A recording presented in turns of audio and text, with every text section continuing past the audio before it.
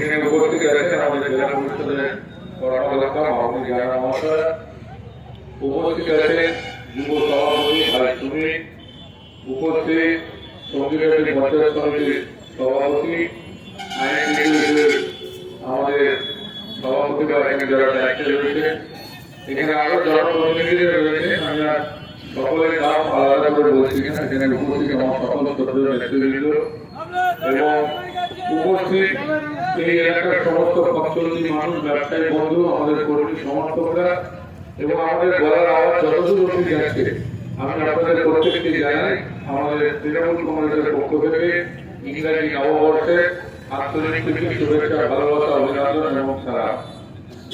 প্রথমে বলি যে আজকে হঠাৎ করে আমাদের এই প্রতিবাদ সভাটা করতে হয়েছে। কেন করতে হয়েছে যে আপনারা নিশ্চিতভাবে সকাল থেকে টিভির পর্দায় বিভিন্ন সংবাদ মাধ্যমের মধ্যে দিয়ে বিভিন্ন সোশ্যাল মিডিয়ার মাধ্যমে আপনারা সবাই অবগত আছেন যে আজকে কি কাণ্ড আজকে ভারতীয় জনতা পার্টি করেছে।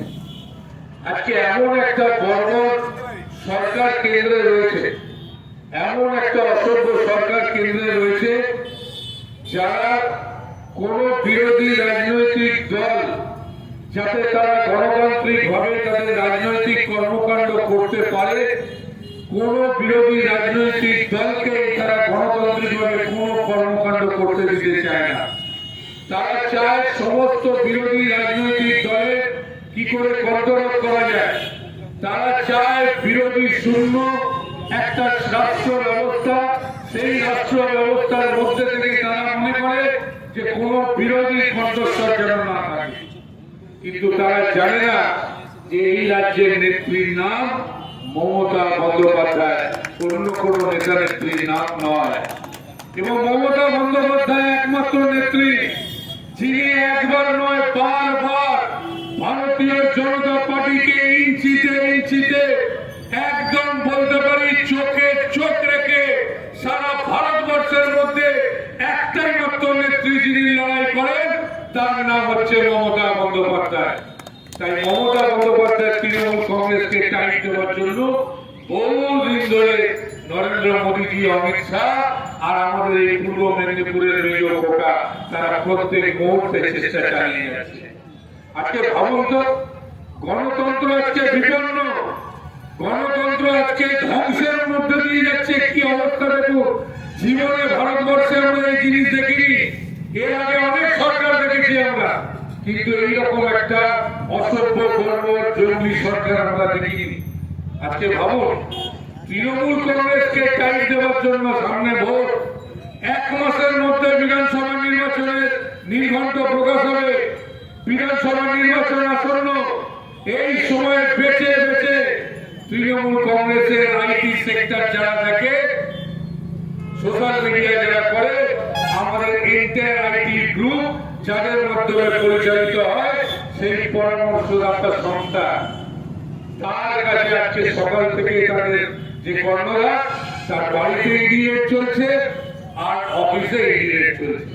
বাবু বলছে পুরনো কোনো কেস, আমি জানতে চাই পুরনো কেস যদি হয়ে থাকে 2.5 বছর ধরে ইডি সিবিআই কি নাকে সর্ষের তেল দিয়ে ঘুমাচ্ছিল, ঠিক ভোটের মুখে, ঠিক 1 মাস যেখানে আর মাত্র বাকি, ঠিক ভোটের মুখে ইচ্ছাকৃত ভাবে রাজনৈতিক উদ্দেশ্য প্রণোদিত হয়ে একদম বেঁচে বেঁচে বিজেপি অঙ্গুলি হেরোয়, বলতে পারি মেজর খোকা সহ অমিত শাহজির অঙ্গুলি হেরোয় আজকে ইডি সিবিআই তৃণমূল কংগ্রেসকে দুর্বল করবে বলে আজকে আমাদের এই আইটি সেলে আইপ্যাকের অফিসে তারা আসছে।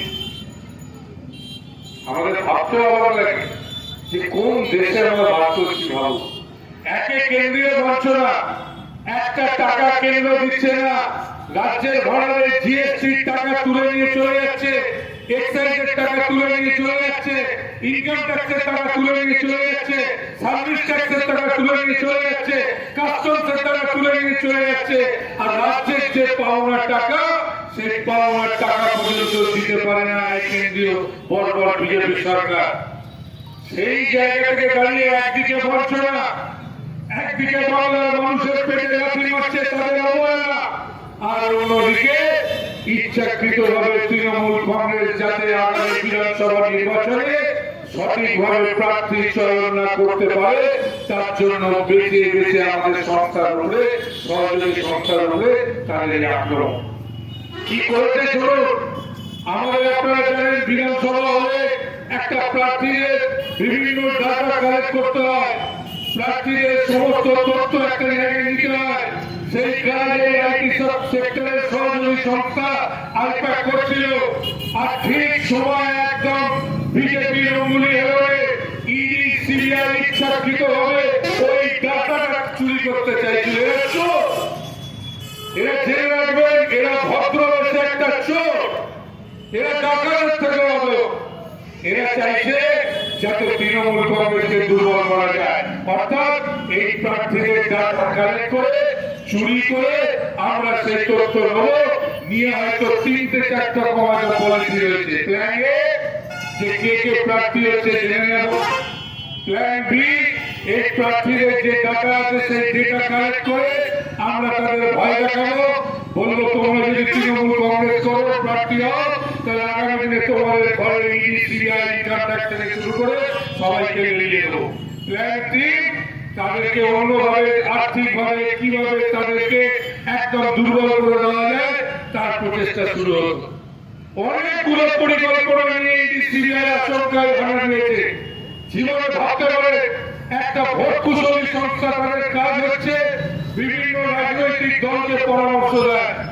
একটা সময় এই সংস্থা নরেন্দ্র মোদীকে পরামর্শ দিয়েছিল কই তখন তো এদের ঘর থেকে কেউ টাকা চুরি করতে যায়নি আজকে তৃণমূল কংগ্রেস বড্ড জ্বালা ভারতীয় জনতা পার্টির কাছে বারবার পরাস্ত হচ্ছে বিধানসভায় পরাস্ত হচ্ছে পঞ্চায়েতে পরাস্ত হচ্ছে সমিতিতে হচ্ছে জেলা পরিষদে হচ্ছে এমনকি বিগত লোকসভা নির্বাচনে পরাস্ত হয়েছে তাই এখন তৃণমূল কংগ্রেসকে বুঝতে পেরেছে উন্নয়নের নিরিখে এদেরকে কিছু করা যাবে না তাই প্রথম আক্রমণ করেছিল বাংলার মানুষের পেটে লাথি মেরে আপনাদের টাকা তছরূপ করে বলতে পারি বঞ্চিত করে অবহেলিত করে কেন্দ্রের বঞ্চনার প্রমাণ আর দ্বিতীয় এবার চেষ্টা করছে যে বিভিন্ন নেতা নেত্রীদের ইডি সিবিআই ইনকাম ট্যাক্স থেকে ধরিয়ে নিয়ে কি করে তৃণমূল কংগ্রেসকে দুর্বল করা যায় আর 3 নম্বর সরাসরি আজকে যে কাণ্ড করেছে এটাতে প্রমাণ হচ্ছে যে তারা তৃণমূল কংগ্রেসকে ভয় পেয়েছে আমরা শুধু একটা কথা বলবো আমরা রাজনৈতিক প্রতিহিংসা চাই না আমরা কোনোদিনও বিরোধী রাজনৈতিক দলকে আমাদের রাজনৈতিক শত্রু মনে করি না কিন্তু জেনে রাখবে আমাদের এই ভালো ব্যবহার আমাদের এই সহমর্মিতা আমাদের এই সহযোগিতা সহানুভূতি যে বাতাবরণ তৃণমূল কংগ্রেস বাংলায় তৈরি করেছে আমি ভারতীয় জনতা পার্টিকে বলতে চাই দয়া করে এটাকে আমাদের দুর্বলতা ভাববেন না মমতা বন্দ্যোপাধ্যায় স্লোগান দিয়েছিলেন বদল চাই তাই সত্যি করে বদল হয়েছে আমরা এখনো বলতে পারি যদি নেত্রী আমাদেরকে একবার বলেন তাহলে ভারতীয় জনতা পার্টি ছেড়ে করে একটা পার্টি বাংলার মুখে থাকবে না 5 মিনিট সময় লাগবে তৃণমূল কংগ্রেসের কর্মীরা আমাদের সংগঠন এতই পোক্ত আর ভারতীয় জনতা পার্টি না আছে সংগঠন না আছে জনসমর্থন সংগঠন নেই মানুষের সমর্থন নেই তাই কেন্দ্রীয় এজেন্সি দিয়ে আজকে তো বলতে লজ্জা যে নির্বাচন কমিশনকে আজকে ইউজ করছে এসআইআর কিভাবে করছে নির্বাচন কমিশনকে আজকে নিজেদের দলদাসে পরিণত করে দিয়েছে ইডি সিবিআই ইনকাম ট্যাক্স দলদাসে পরিণত হয়েছে সুপ্রিম কোর্ট নিজে বলেছে যে খাঁচায় পড়ে তোলা বাকি অর্থাৎ যার খাঁচায় থাকবে তার অনুযায়ী তাকে এক করতে হবে আজকে এরা সব ভারতীয় জনতা পার্টির দলদাসে পরিণত হয়েছে আর আমি আবার বলছি যে আমরা চাই না কোথাও রাজনৈতিক প্রতিহিংসা কিন্তু আমরা মনে করি এই যেভাবে ভারতীয় জনতা পার্টি আমাদের সাথে করছে যেভাবে এই কেন্দ্রীয় এজেন্সি লাগিয়ে দিচ্ছে আমাদেরকে প্রত্যেকটা মুহূর্তে বাধ্য করছে একটা প্রতিহিংসা রাজনীতিতে নিয়ে যেতে আমরা আবার মনে করি যে বাংলার মানুষ তৃণমূল কংগ্রেসের পক্ষে রয়েছে আমি বাংলার মানুষদের শুধু বলতে চাই যে আপনারা এই বিজেপি অত্যাচার দেখছেন একদিকে এসআইআর এর নামে মানুষকে হত্যা করছে এসআইআর এর নামে কেউ আত্মহত্যা করছে কেউ মারা যাচ্ছে কেউ অসুস্থ হচ্ছে কেউ পঙ্গু হয়ে যাচ্ছে আজকে কি তারপরে ইচ্ছাকৃত ভাবে কেন্দ্রীয় বঞ্চনা, আর তৃতীয় হচ্ছে যেভাবে ইডি সিবিআই কন্ট্রাক্ট দিয়ে আজকে তৃণমূল কংগ্রেসকে টাইট না করে বাংলার মানুষকে টাইট করতে চাইছে। এরা বাইরের লোকেদের জমিদারি, এরা ওইখান থেকে দিল্লি থেকে ইনস্ট্রাকশন দিচ্ছে, আর বাংলা বিরোধী পার্টি এরা জমিদাররা বাঙালিদের উপরে, বাংলার উপরে অত্যাচার করার জন্য খড়গহস্ত হয়েছে। তাই আজকে বাংলার মানুষকে বুঝতে হবে তারা কি করবে, কি সিদ্ধান্ত নেবে। বিগত দিনে এখান থেকে আপনারা লোকসভা আপনারা নির্বাচিত করেছে, আজকে তাকে মানুষ খুঁজে পাচ্ছে না। সে আজকে দেখুন ভারতীয় জনতা পার্টির একজন সাংসদ হয়ে তাকেও আজকে বলতে হচ্ছে যে পার্টি ঠিক মতো চলছে না। এটা আমরা বলছি না, এটা ভারতীয় জনতা পার্টির সাংসদ যাকে এখানকার মানুষ নির্বাচিত করেছে, সে পর্যন্ত তমলুকের এই সাংসদ বলছে যে পার্টি ঠিক মতো চলছে না, পার্টি জায়গা কাজ করছে, সেগুলোর সঙ্গে আমি সহমত নই। আজকে ভাবুন, বাংলার মানুষকে আজকে ভাবতে হবে আপনারা কি চান। আগামী দিনে স্বাধীনভাবে বাঁচতে চান, আগামী দিনে ভারতবর্ষের গণতন্ত্র রক্ষা করতে চান, আগামী দিনে ভারতবর্ষের সংবিধান রক্ষা করতে চান, আগামী দিনে মাথা উঁচু করে বসতে চান, নাকি এই দিল্লির বাবুদের, এই আওয়ামী বাবুদের দাসত্বকে আপনারা তাদের দাসত্ব করতে চান। আজকে এই সিদ্ধান্ত আপনাদের নিতে হবে। আজকে গণতন্ত্র বিপন্ন হয়ে যাচ্ছে। আজকে বাংলার জীবনে আমরা এই জিনিস দেখি, বাংলায় আমরা নিজেরা বিধানসভা বিতর্ক সভায় অংশ নিতাম আর বাইরে বেরিয়ে একে অপরের সঙ্গে আলিঙ্গন করতাম। এটাই ছিল বাংলার শিক্ষা, সংস্কৃতি, কৃষ্টি, ঐতিহ্য। আজকে ভারতীয় জনতা পার্টি দেখুন আজকে সেই ঐতিহ্য, কৃষ্টি, সংস্কৃতি সব ধ্বংস করে দিচ্ছে। তাই আজ বাংলার মানুষদের জেগে উঠতে হবে। তৃণমূল কংগ্রেস আজকে এই প্রতিবাদ সভার আয়োজন করেছে এই কারণে, যাতে বাংলার বিবেককে জাগ্রত করা যায়, বাংলার ঘরে ঘরে প্রত্যেক মানুষকে জাগ্রত করা যায়, যাতে তারা জাগ্রত হয়ে আজকে তারা রাস্তায় নেমে ভারতীয় জনতা পার্টির বিরুদ্ধে সবাই একজোট হয়ে যাতে প্রতিবাদ করতে পারে। তার জন্য তৃণমূল কংগ্রেস আজ এই প্রতিবাদ সভা করেছে। আজ এই প্রতিবাদ সভার মাধ্যমে আমরা প্রত্যেক বাঙালির মনে তাদের চিন্তায়, তাদের বিবেককে আমরা এইটুকু বলতে চাই যে আগামী নির্বাচনে আজকে দেখুন যে কাণ্ডটা করেছে ইডি সিবিআই কন্ট্রাক্ট, আমরা আশা করব যে যদি আজকে একটু আগে আমাদের দ্বারা বলছিলেন, যদি আজকে আমাদের পুলিশ সমস্ত জায়গায় ওদের এখানে একজন পরামর্শদাতা সংস্থা আছে, জেনে রেখে আমাদের যেমন একজন আইটি সেলের পরামর্শদাতা আছে, তেমনি ভারতীয় জনতা পার্টি কলকাতার লর্ড সিংহা রোডে তাদেরও একটা অফিস আছে আইবিএম নামে। তারাও কিন্তু ভারতীয় জনতা পার্টিকে এইভাবে ভটকুশলীর পরামর্শ তারা দেয়।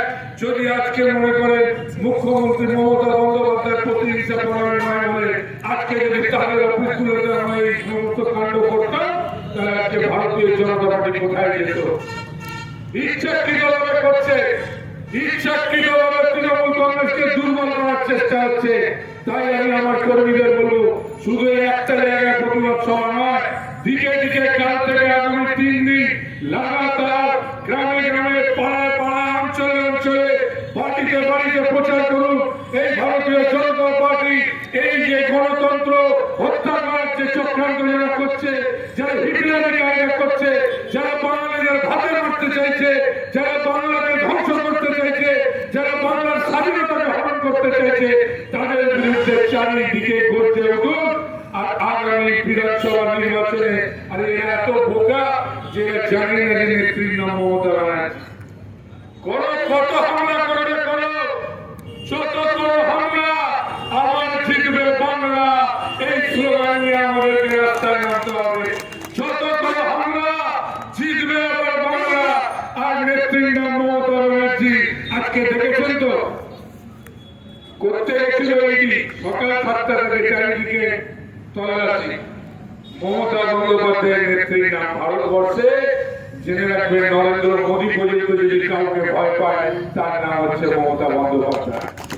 আর ইডি কি করবে, সিবিআই কি করবে, মমতা ব্যানার্জিকে করবে?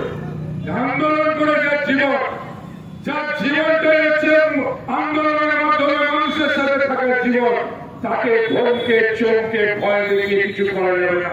তোমরা যত ধমকাবে চমকাবে, মমতা ব্যানার্জি তত গজে হবে। এটাই হচ্ছে তৃণমূল কংগ্রেসের আমাদের নীতি। আজকে করতে গেছিল তল্লাশি, উল্টে ওখানে মমতা ব্যানার্জি পৌঁছে তাদের তল্লাশিকে একদম সত্যি নাশ করে দিয়েছিলেন। আর কি সিবিআই আমার মনে হয় না যার জীবনে কোনোদিন তৃণমূল কংগ্রেসের সঙ্গে টক্কর দিতে গেল, তারা নিশ্চিতভাবে এখন দিল্লিতে তাদের মহামন্ত্রীদের বলছে যে ভাই ছেড়ে দেওয়া কি দেবে। কি অবস্থা! একটা দল এক মাসের মধ্যে প্রার্থী তালিকা তৈরি করছে, সে প্রার্থী কারা হচ্ছে তাদেরকে ভয় দেখাবো, তাদেরকে ধমকালোচনা করবো, কি করে তাদের কাছ থেকে অন্যান্য ভাবে আমরা খবর সংগ্রহ করে তাদেরকে তৃণমূল কংগ্রেসের প্রার্থী পদ থেকে সরিয়ে দেওয়া যায়, তার পরিকল্পনা চলছে। এই জিনিস বাংলায় আগে কেউ দেখেনি, আর আগামী দিনে আমরা দায়িত্ব নিয়ে বলতে পারি বাংলার মানুষ একজোট হলে এই জিনিস আগামী দিনে কেউ দেখবে না। তৃণমূল কংগ্রেস ছিল, তৃণমূল কংগ্রেস আছে, তৃণমূল কংগ্রেস থাকবে। 2026-এ 21 মুখ্যমন্ত্রী মমতা ব্যানার্জি ছিল, আজকে মমতা ব্যানার্জি আছে, 2026-এর নির্বাচনের পরে মমতা ব্যানার্জি মুখ্যমন্ত্রী থাকবে। সুতরাং সবাই মিলে শপথ নিন, একজোট হয়ে থাকুন। মানুষকে বোঝান আমার দৃঢ় বিশ্বাস যে কাণ্ড আজকে ওরা করেছে, ওরা নিজেদের কপি নিজেরাই শেষ করে খুঁজে দিয়েছে, নিজেদের কবর নিজেরা খুঁড়েছে। আগামী বাংলার মানুষ বিধানসভা নির্বাচনে এদেরকে কবরে পাঠিয়ে দেবে, সে বিষয়ে আমরা নিঃসন্দেহ। সবাই ভালো থাকুন, সুস্থ থাকুন, এইটুকু বলে সবাইকে আমি ধন্যবাদ অভিনন্দন আমার বক্তব্য শেষ করছি। জয় হিন্দ।